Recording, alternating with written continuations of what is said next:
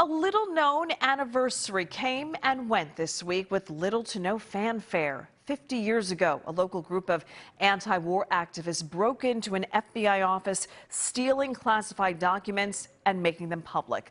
Those acts revealed massive surveillance on U.S. citizens and led to major changes at the FBI. Now one of the burglars shares her story and a continued push for transparency. You probably wouldn't guess it, but Bonnie Rains and her late husband John were burglars.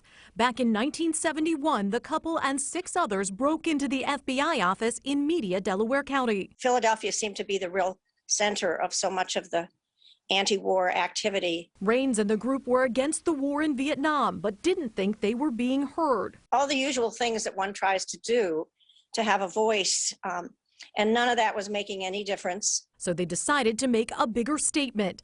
On March 8th, 50 years ago, they committed the burglary. A group of us, 8 of us, came together to begin to make plans for that action. They used the nationally broadcasted boxing match between Muhammad Ali and Joe Frazier as their cover. That seemed like an opportunity for us because we thought that the building manager whose apartment was right under the FBI office might be listening to the fight, and that maybe the police would be a little distracted. But it's what they uncovered that changed the FBI and public trust in government. The first thing we discovered was that about 60% of the documents had to do with political surveillance and intimidation. That included a focus on Black communities. There was one memo going out to agents asking them to specifically recruit informants in Black communities and Black institutions. Well, I don't know what will happen now. And there was also a document on Martin Luther King Jr.